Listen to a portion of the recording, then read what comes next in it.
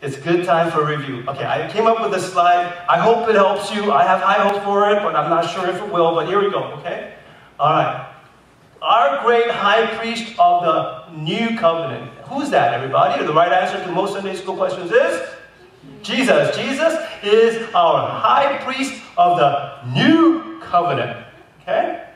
There was an old covenant where the old high priest was serving, and that was during the time of Israel with the time of Moses, okay, where the law was, right? And so we have this little parenthesis of the old covenant promise. This is a time when people were living under Moses' law, right? All the ceremonies and all the sacrificial system and everything. And I placed that in the middle of human history. This is human history. Okay? You see the blood? Okay, human history, all right? All there across there. Okay? That's the old covenant promise. But in the middle of that human history, what happens? Jesus comes. Bam! All right? Jesus comes, and notice that there is no old covenant promise going over to the other side. Jesus comes and stops it. Why? Because he fulfills everything by giving us a new covenant. You see that? New covenant promise in our great high priest, Jesus. Jesus comes and establishes a new covenant, not based on works, but based on grace. Based on Jesus' works. Because Jesus accomplished this work, now is a covenant of grace where God gives you everything up front.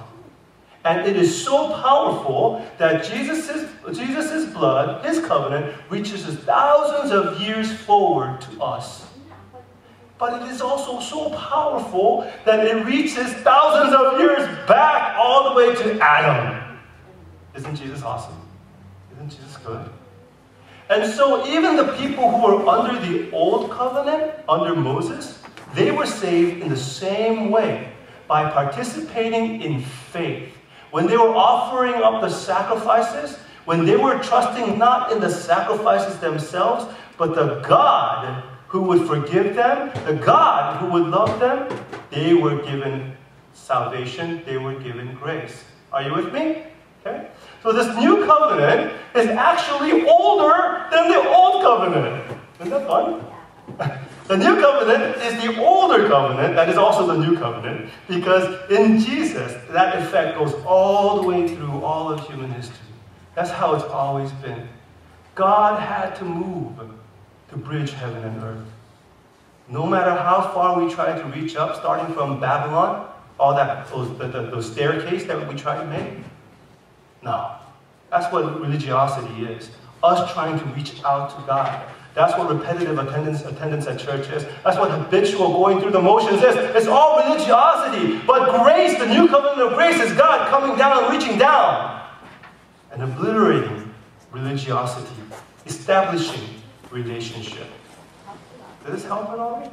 I hope so. I hope so. Okay? Because what happened? When Jesus came, no more Old Testament, no more Old Covenant promise. You don't have to keep the ceremonial laws anymore. You don't have to be circumcised unless you want to.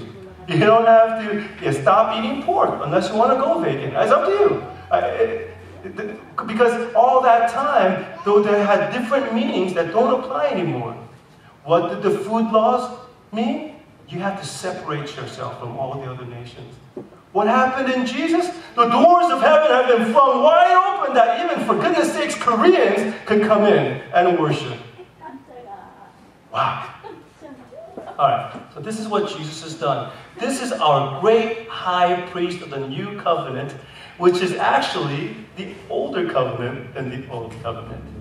The old covenant of Mosaic law ceremonies were all pointing to the bottom covenant that supported it all the way through. That represents better the heart of God.